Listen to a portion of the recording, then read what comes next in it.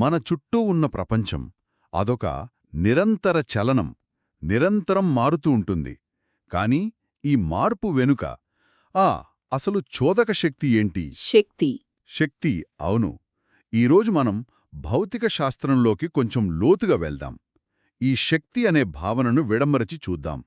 మన దగ్గర ఉన్న పరిశోధన ప్రకారం అసలు శక్తి అంటే ఏంటి, దాని రూపాలేంటి, అవి ఒకదానికొకటి ఎలా మారుతాయి, ఇవన్నీ చర్చిద్దాం. ఖచ్చితంగా. అయితే ఇది క్లాసులో పాఠంలా ఉండదు. మన లక్ష్యమేంటంటే ఈ నిర్వచనాల వెనుక ఉన్న ఆశ్చర్యకరమైన నిజాలను, మన జీవితంపై వాటి ప్రభావాన్ని అర్థం చేసుకోవడం.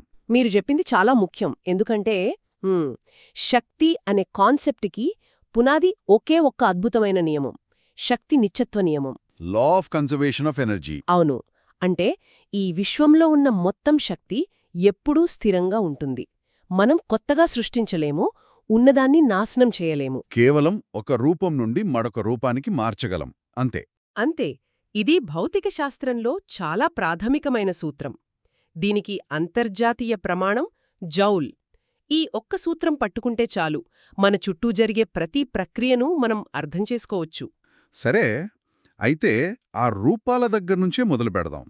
మనందరికీ చిన్నప్పటినుంచి తెలిసినవి రెండు. ఒకటి గతిశక్తి, అంటే కైనెటిక్ ఎనర్జీ. రెండవది స్థితిశక్తి, పొటెన్షియల్ ఎనర్జీ. అవును. ముందు గతిశక్తి గురించి మాట్లాడుకుందాం. అంటే కదులుతున్న ప్రతి వస్తువుకు ఈ శక్తి ఉంటుంది. అవును. దాన్ని ఇంకాస్త లోతుగా చూస్తే, కదులుతున్న ఒక వస్తువును ఆపడానికి, అంటే నిశ్చల స్థితికి తీసుకురావడానికి మనం ఎంత పని చెయ్యాలో అదే దాని గతిశక్తి. ఓకే. దాని సూత్రం కూడా చాలా సింపుల్. KE = 12 m × v². ఇక్కడ m అంటే ద్రవ్యరాశి, v అంటే వేగం.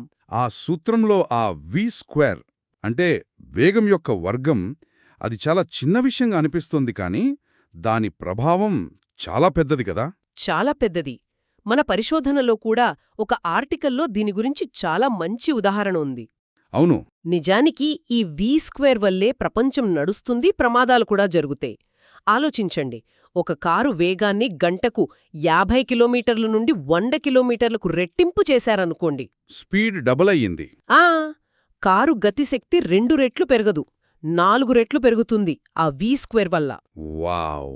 అందుకే హైవే మీద జరిగే యాక్సిడెంట్లు అంత తీవ్రంగా ఉంటాయి. ఖచ్చితంగా. ఆ కారును ఆపడానికి 4 రెట్లు ఎక్కువ శక్తి కావాలి. ఒకవేళ ఢీకొంటే 4 రెట్లు ఎక్కువ నష్టం జరుగుతుంది. చూడండి, ఆ చిన్న గణిత సూత్రం వెనుక ఎంత పెద్ద వాస్తవం దాగి ఉందో. నిజమే. అంటే కదులుతున్న రైలు, ఎగురుతున్న పక్షి, విసిరిన బంతి, వీటన్నింట్లోనూ ఈ v² ప్రభావం ఉంటుంది. సరే, ఇది కదలికకు సంబంధించిన శక్తి. మరి దీనికి వ్యతిరేకమైనది, అంటే నిశ్చలంగా ఉన్న వస్తువులో దాగి ఉన్న శక్తి, స్థితిశక్తి సంగతేంటి? స్థితిశక్తి, దాన్ని నిల్వ ఉన్న శక్తి అని కూడా అంటాం. అవును. నాకొక సందేహం. ఎత్తైన డ్యాంలో ఉన్న నీటిలో శక్తి ఉంది అంటాం. ఆ శక్తి నిజంగా ఎక్కడ దాగి ఉంటుంది? నీటి అణువులలోనా, లేక భూమి గురుత్వాకర్షణ క్షేత్రంలోనా? చాలా మంచి ప్రశ్న అడిగారు. చాలామంది ఇక్కడే పొరబడతారు. ఈ స్థితిశక్తి అనే పదాన్ని విలియం ర్యాంకిన్ అనే శాస్త్రవేత్త ప్రతిపాదించాడు. ఆ శక్తి వస్తువులో ఉండదు. వస్తువులో ఉండదా? ఉండదు. ఆ వస్తువుకి దాని చుట్టూ ఉన్న వ్యవస్థకి మధ్య ఉన్న సంబంధంలో ఉంటుంది. మీరు చెప్పిన ఉదాహరణలో ఆ శక్తి నీటిలో లేదు. నీటికి భూమికి మధ్య ఉన్న గురుత్వాకర్షణ క్షేత్రంలో నిల్వ చేయబడి ఉంది. ఓ, అలాగా? అవును. ఆ నీటిని కిందకు వదిలినప్పుడు ఆ క్షేత్రంలోని శక్తి గతిశక్తిగా మారుతుంది, అంతే. అద్భుతం. అంటే సాగదీసిన రబ్బర్ బ్యాండ్లో ఉన్న శక్తి కూడా అంతేనా? ఆ శక్తి రబ్బర్లో కాకుండా ఆ అణువుల అమరికలో వచ్చిన మార్పు వల్ల వస్తుందన్నమాట. సరిగ్గా చెప్పారు. బాణం ఎక్కుపెట్టిన విల్లులో కూడా ఇదే సూత్రం. స్థితిశక్తిలో కూడా చాలా రకాలున్నాయి. మనమిందాక మాట్లాడింది గురుత్వాకర్షణ స్థితిశక్తి. అలాగే సాగదీసిన స్ప్రింగులో ఉండేది స్థితిస్థాపక స్థితిశక్తి. ఓకే. ఇంకా అణువుల బంధాలలో ఉండేది రసాయనిక శక్తి. అది కూడా ఒక రకమైన స్థితిశక్తే. దాని గురించి మనం తర్వాత మాట్లాడుకుందాం. సరే, మనమిప్పుడు కంటికి కనిపించే కదలిక అంటే గతిశక్తి, కనిపించని నిల్వ స్థితిశక్తి గురించి తెలుసుకున్నాం. మరి ఈ రెండింటినీ కలిపితే మన పరిశోధనలో యాంత్రిక శక్తి అంటే మెకానికల్ ఎనర్జీ అనే పదం పదే పదే వస్తుంది. అవును. ఒక వ్యవస్థ యొక్క గతిశక్తి స్థితిశక్తుల మొత్తం. అదే యాంత్రిక శక్తి. Simple formula E=K+U. ఓకే. ఇక్కడొక ముఖ్యమైన విషయమేంటంటే ఒక వియుక్త వ్యవస్థలో అంటే గాలి నిరోధం లాంటి బయటి శక్తులేవీ లేనప్పుడు ఈ మొత్తం యాంత్రిక శక్తి ఎప్పటికీ మారదు. అది స్థిరంగా ఉంటుంది. దీనికి రోలర్ కోస్టర్ ఒక పర్ఫెక్ట్ ఉదాహరణ అనుకుంటా కదా. అవును. రోలర్ కోస్టర్ను మొదట పైకి లాగుతారు. అంటే దానికి స్థితిశక్తిని ఇస్తున్నారు. ఆ ఎత్తైన శిఖరం నుండి కిందకు జారినప్పుడు ఆ స్థితిశక్తి అంతా గతిశక్తిగా మారుతుంది. అవును, ఆ వేగంతోనే మళ్లీ పైకి వెళ్తుంది. ఈ మొత్తం ప్రయాణంలో స్థితిశక్తి గతిశక్తిగా, గతిశక్తి మళ్లీ స్థితిశక్తిగా మారుతూనే ఉంటాయి. ఖచ్చితంగా. రోలర్ కోస్టర్ డిజైనర్లు ఈ సూత్రాన్నే వాడుకుంటారు. ఏ సమయంలో ఎంత స్థితిశక్తి, ఎంత గతిశక్తిగా మారితే ప్రయాణికులకు ఆ థ్రిల్ వస్తుందో ఖచ్చితంగా లెక్కిస్తారు. వావ్! ఇక్కడ భౌతిక శాస్త్రం, ఇంజనీరింగ్, మానవ మనస్తత్వం అన్నీ కలుస్తాయి. మరో ఉదాహరణగా ఊగే లోలకం. అది చివరకు వెళ్ళినప్పుడు స్థితిశక్తి ఎక్కువ, మధ్యలో ఉన్నప్పుడు గతిశక్తి ఎక్కువ. కానీ ఏ క్షణంలో చూసినా మొత్తం యాంత్రిక శక్తి మాత్రం స్థిరంగా ఉంటుంది. యాంత్రిక శక్తి అనేది మనకు కనిపించే ప్రపంచం. కాని కంటికి కనిపించని స్థాయిలో అణువుల కదలికలో కూడా శక్తి ఉంటుంది కదా. అదే ఉష్ణశక్తి అనుకుంటా, థర్మల్ ఎనర్జీ. అవును. మన సోర్సెస్లో జేమ్స్ ప్రెస్కాట్ జౌల్ గురించి ఒక ఫన్నీ కథ ఉంది.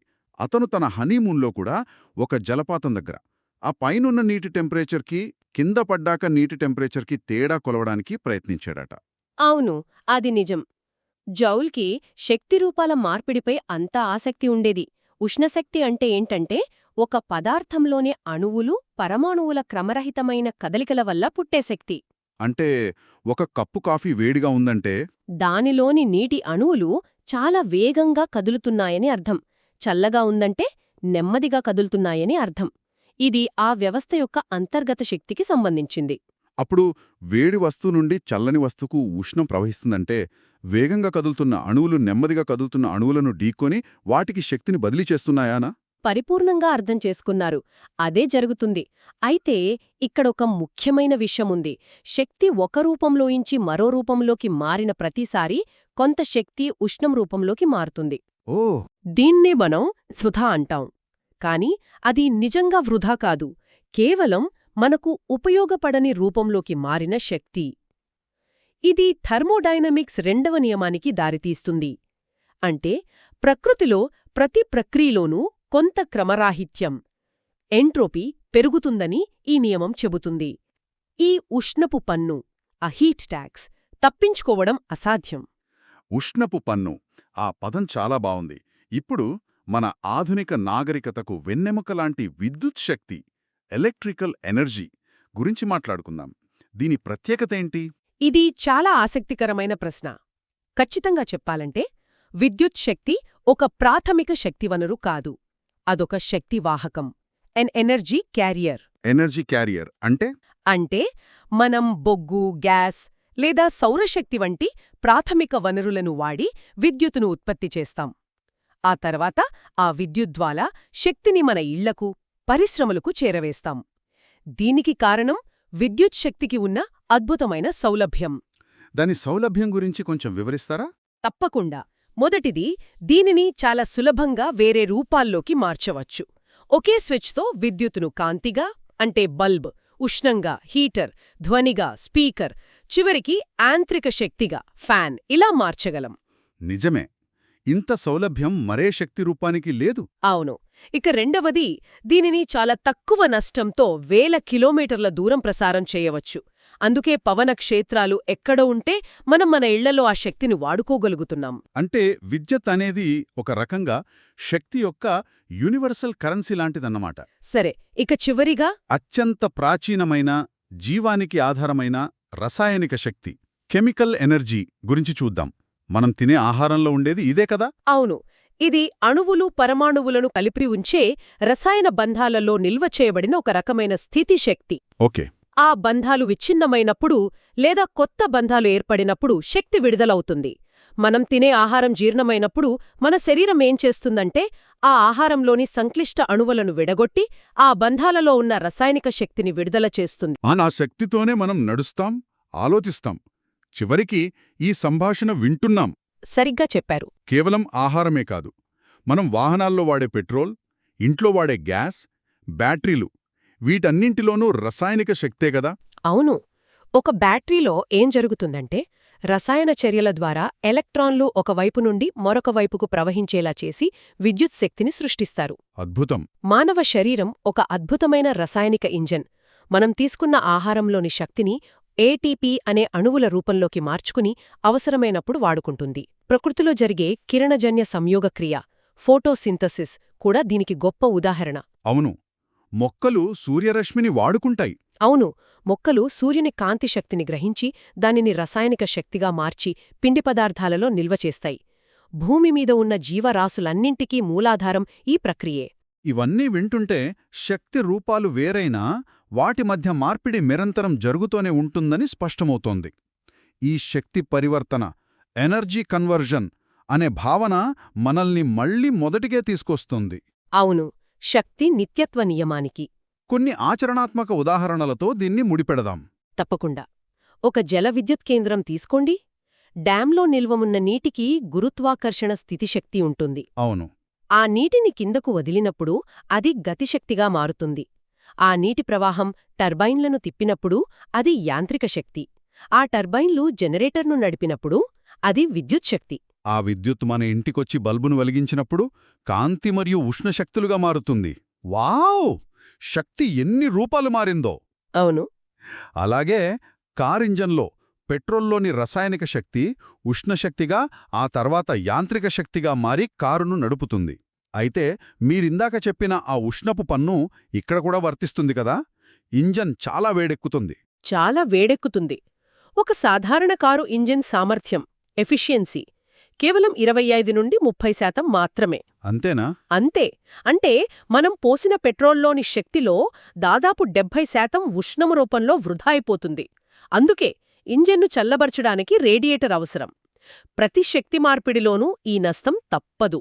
ఈరోజు మనం శక్తి యొక్క ప్రాథమిక భావనల నుండి మొదలుపెట్టి గతి, స్థితి, యాంత్రిక, ఉష్ణ, విద్యుత్, రసాయనిక శక్తుల గురించి లోతుగా చర్చించాం. ఈ రూపాలన్నింటినీ కలిపి ఉంచే ఏకైక సూత్రం శక్తి నిత్యత్వ నియమం. శక్తి అదృశ్యం కాదు, కేవలం రూపాంతరం చెందుతుంది అంతే. అవును. ఈ విశ్వం ఒక పెద్ద శక్తి మార్పిడి క్షేత్రం. నక్షత్రాలలో అణుశక్తి కాంతిశక్తిగా, ఆ కాంతి భూమి మీద మొక్కలలో రసాయనిక శక్తిగా. ఆ మొక్కలను మనం తిని మన శరీరానికి శక్తిని పొందుతాం. ఇదొక నిరంతర ప్రవాహం.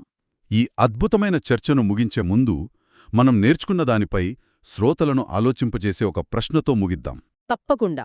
మనమిందాక ఉష్ణపు పన్ను గురించి, అంటే శక్తి మార్పిడిలో జరిగే వృధా గురించి మాట్లాడుకున్నాం కదా. అవును. ఇది థర్మోడైనమిక్స్ 2వ నియమం వల్ల తప్పదు అని కూడా చెప్పుకున్నాం. ఇంజనీరింగ్లో అతిపెద్ద సవాలు ఈ వృధాను తగ్గించడమే. అయితే ఒకవేళ మనం ఈ నియమాన్ని అధిగమించగలిగితే, అంటే శక్తి మార్పిడులు 100% సామర్థ్యంతో ఎలాంటి ఉష్ణ నష్టం లేకుండా జరిగే ఒక ప్రపంచాన్ని ఊహించుకోండి. మన ఫోన్లు, ల్యాప్టాప్లు ఎప్పటికీ వేడెక్కవు. వాహనాల నుండి వేడిగాలి రాదు. మన ఇంధన వనరులు కొన్ని రెట్లు ఎక్కువ కాలమొస్తాయి. ఆ ప్రపంచం సాంకేతికంగా ఒక స్వర్గంలా అనిపిస్తుంది. కానీ ప్రకృతి నియమాలను ఉల్లంఘించడం వల్ల ఊహించని పర్యవసానాలు ఏమైనా ఉంటాయా? అసలు క్రమరాహిత్యం లేని, వృధాలేని ఒక వ్యవస్థ సాధ్యమేనా? ఆ ప్రపంచం ఎలా ఉంటుంది?